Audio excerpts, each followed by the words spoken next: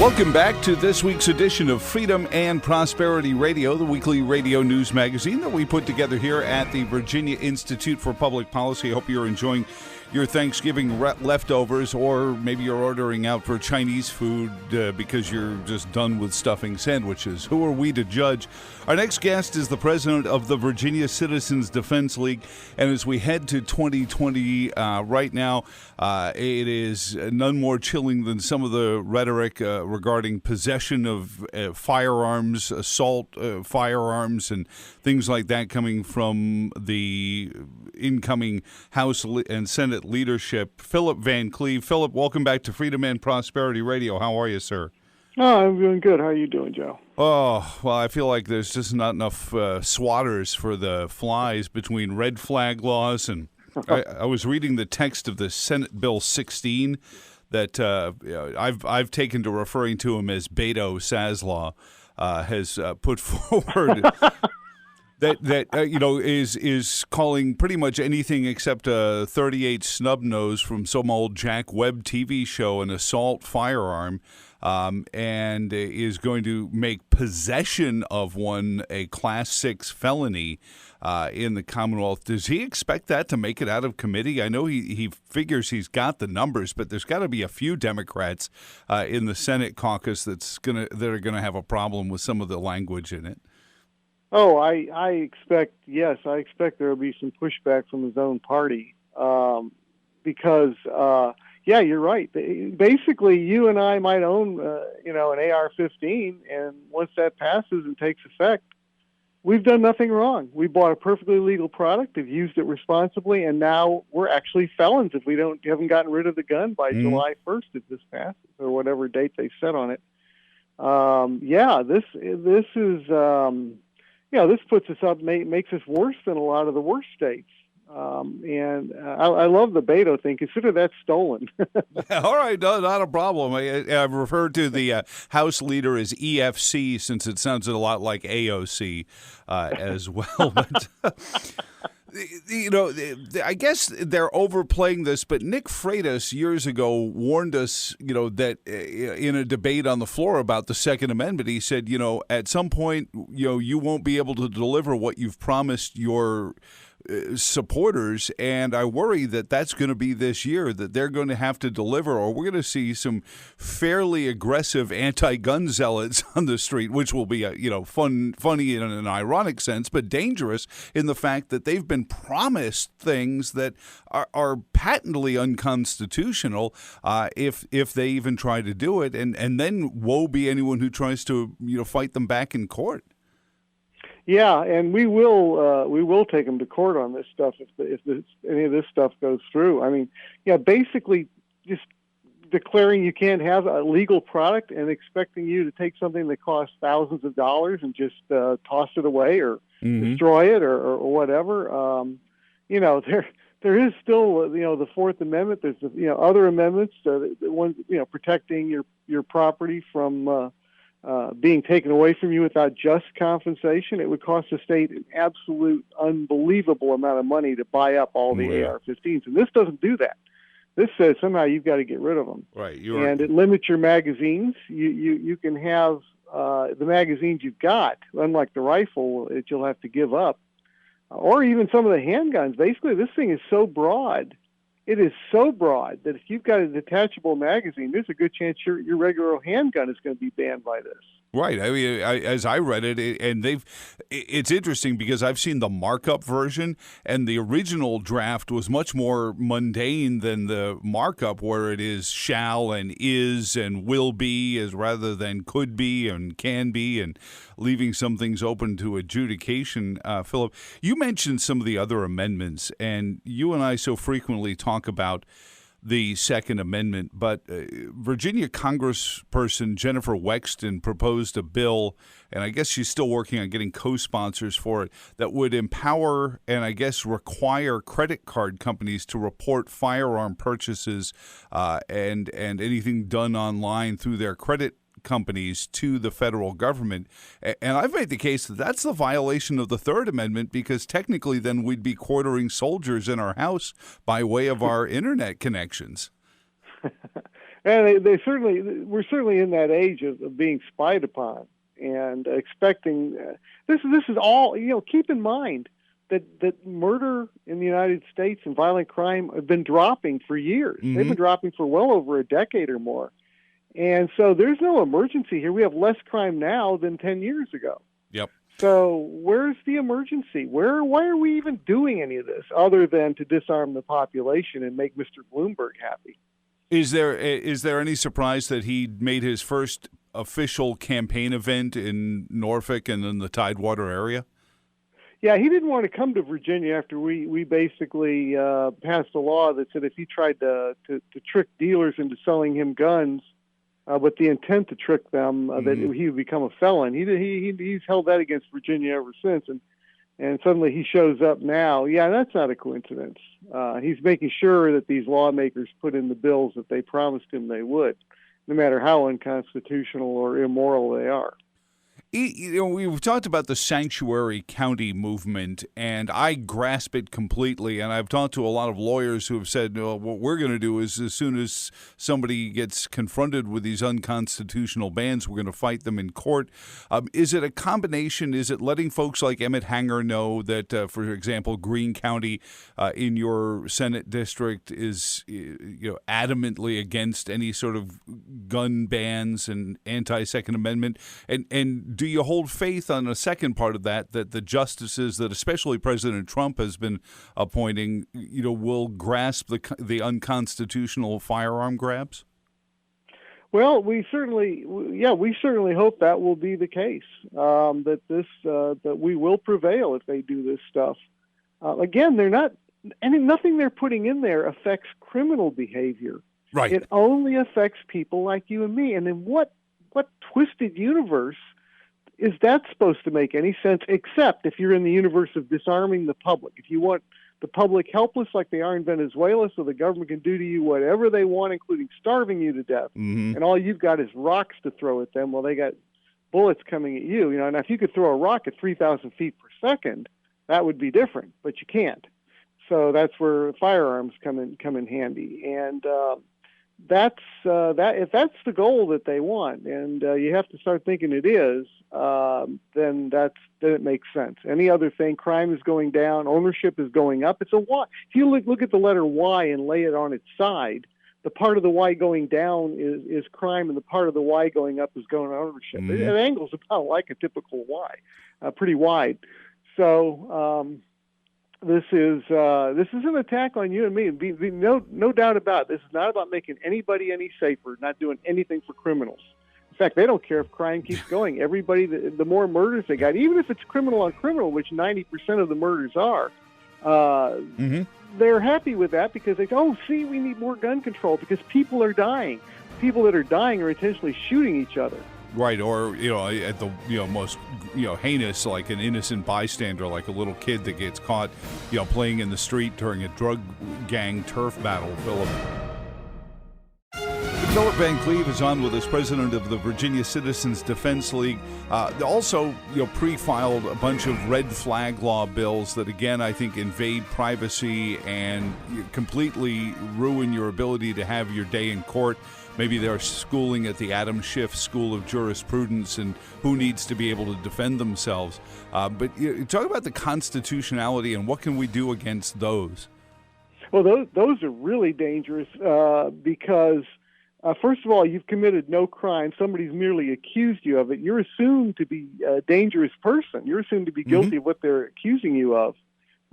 They take away your guns but leave you there, so you can if you truly were dangerous, you could kill yourself or kill others. They're just taking your guns away. Right. You're more dangerous than the guns, because you could poison people, run them over, stab them, bludgeon them. The list goes on. You can kill people in lots of different ways. The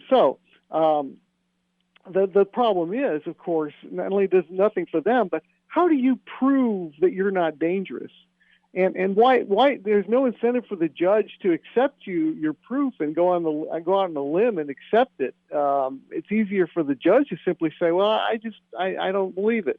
And then you have to wait another year and another year and another year. In theory, you could lose your guns forever, not have committed a single crime, but only made somebody mad at you at some point in your life, and they got even with you, and they really got even with you.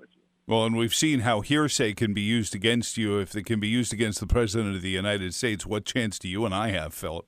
Exactly. You see what happens on the internet, how people Sure. can go after somebody that's done nothing, but can just totally attack them. Well, this makes it legal, basically, for somebody to swat, somebody else. Where the police show up with guns, thinking they've got a dangerous person, and in Maryland, it got somebody shot to death that was perfectly innocent.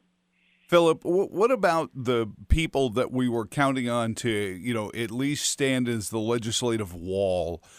There's so much been written about the Republican Party of Virginia's failures this last election season that they couldn't find candidates because nobody wanted to be in the party of Trump. I only have anecdotal stories about that. Their inability to get money to combat Bloomberg and Soros. Election day operations were non-existent. To me, you should be planning the election day first, since the main reason you have a political party is to win an election. And so if you're not planning election day operations first, what do we need to do? I know you're not a political organization, but it seems pretty clear that a lot of Democrats are not joining that party to defend the Second Amendment. Yeah, that's their leadership is the problem, but they're making it so if you don't follow their lead, then the Democrat Party comes down on their own candidates very hard. They'll primary you, get you out of there. Sort of using terror tactics on their members.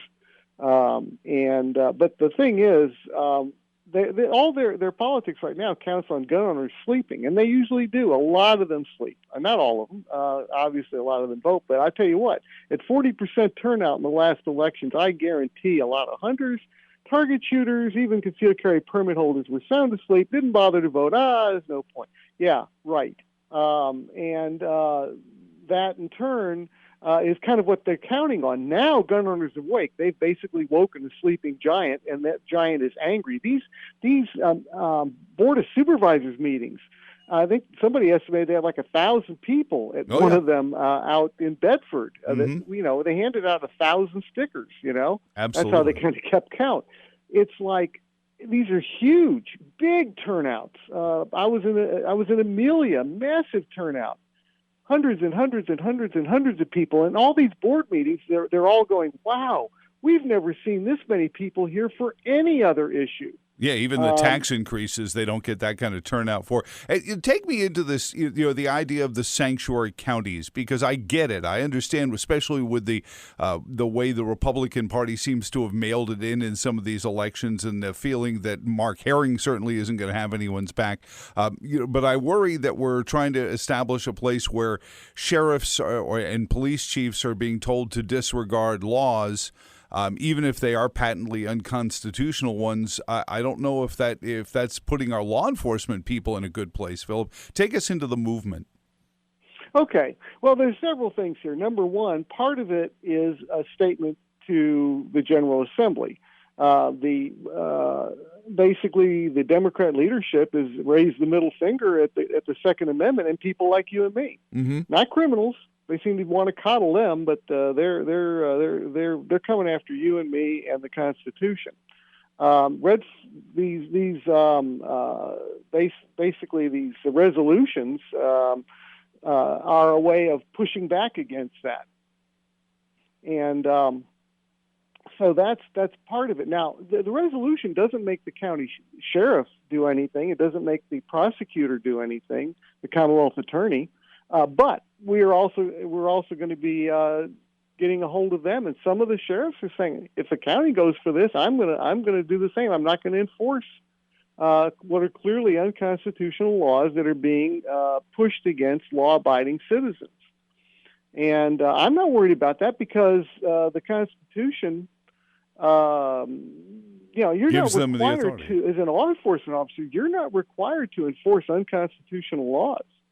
If Congress passed a law saying we're going to round up all Jewish people, well, you're not required to do that as a police officer. That's unconstitutional. What about the Virginia? Last time you were on with us, Philip, we did a great piece on the Virginia Constitution being even more specific than the U.S. Constitution on the Second Amendment. How does Beto and EFC in the General Assembly, hope to get around that? Well, that's the thing. Who knows? They may simply push the thing out there and let it flounder in the courts, and they can say, well, we did our part. Those courts shot it down. Because, I mean, I could see that. It's all about power. And so if you want to pass something unconstitutional, I guess you do it just so that you can just say, well, I passed it, and then I could see that. But the real hope too, again, is that we're telling our members that are in Democrat districts, out your way, Craig's and others, those districts, you need to be vocal like you've never been vocal before and active like that. And you got all these people woken up and angry, furious about this, and nothing is yet passed. Heaven help the fury if they actually pass some of this gun control. Right now, it's merely a threat aimed at you and I. But if it actually becomes reality, the Democrats are going to own it too. This is going to be theirs. And I think a bunch of them are going to go, I don't want to own this. And it was one thing when I knew it was going to become law. But this stuff is really bad. I don't dare. If I put my name on this, there won't be a Democrat in this county for the next decade. Well, I hope you're right, because that's certainly what happened when repeal and replace became real for the Republicans in the U.S. House of Representatives, Philip. Philip, last one. 2 years from now, at least the House of Delegates will come up for re-election. Can this activity, can this anxiousness, can this passion continue? And is that on folks like yourself and at the Virginia Citizens Defense League and conservatives like myself to keep this reminder? Because I can't think of, and maybe within the sound of our flagship station, we did hold, including Bryce Reeves' seat and John McGuire's seat. So there were some heavily contested seats that within the sound of our voice, we were able to keep. But, in general, can we keep this passion going for 2 years so that 2 years from now this becomes a real campaign issue, not just lip service? Oh, absolutely. Take a look at what happened to the assault weapon ban in 1994. The Democrats controlled the House and the Senate and Congress. They passed that bill. The next year, they lost both bodies by large margins and didn't gain them back for a very long time. Mm-hmm. And that law sunset. When the time came to renew it, there was still enough anger and furor over that law to where the Congress just let it go away, let it die a death, and did not try to renew it. So can we do that in Virginia? Yeah, and the lesson, the Democrats aren't paying attention. If they haven't watched that, history isn't going to change. They're definitely going to feel the pain if they pass any of this stuff in 2 years. Absolutely. I saw the turnout at the Richmond Gun Show right after the election was pretty robust. Where are you guys going to be at the Virginia Citizens Defense League? Obviously, vcdl.org online, but shows, events, places. Yeah, we're also going to be represented. I'm trying to go to some of these Board of Supervisors meetings, but the group will be at virtually any gun show in your area. If you go there, we're going to have a table. There was a massive turnout in Northern Virginia last weekend, and we got 275 brand new members just from that one show. Make any gun shows we're going to be doing a variety of things. We're also going to be trying to reaching out to hunting organizations to make sure hunters are on board with this, because I think a lot of them are missing the fact that they need to be in this fight, that their sniper rifle and their shotgun that shoots 100 lethal bullets with a single pull of a trigger is what what right they'll be called, and they'll be coming after them. Absolutely. And what about Lobby Day? Have you scheduled Lobby Days on the Hill? Yes, we have. Lobby Day will be January 20th of 2020, so 1/20/2020. January 20th, it'll be at 8 a.m. at the General Assembly in downtown Richmond, 9th and Bank Street, and it starts at 8, and we want it to be massive. This year, for the first time, we're going to be on the Capitol steps for our rally at 11. So we'll be lobbying in the morning in teams, and then at 11 o'clock, we'll leave the building, go outside to the Capitol steps, and have a rally. And we really, really want that to be massive. I mean, if we can turn out 1,000 people to Bedford, we should be able to turn out just unbelievable numbers at the General Assembly. Yeah. And it's a holiday. Basically saying no, not only no, but hell no to more gun control. And if I'm not mistaken, that's Martin Luther King Jr. Day, so it is a day off from work, isn't it? Yes, Yeah, that's right, gotcha. and so parking is free around around there, or there are garages and stuff, or people can carpool as well. A gun owner, Martin Luther King Jr., too. It's Yes, appropriate. gun owners protected him as best they could. Amen to that. Philip, thank you so very much. Again, it's vcdl.org. Find them there. And again, January 20th, mark it down on your calendar for Richmond. Thank you so much for joining us this week, and I hope you had a great Thanksgiving. Well, thank you. Hope you did too. And thank you for tuning in this week. For everyone here at the Virginia Institute for Public Policy, my name is Joe Thomas. So long, and thanks for all the fish.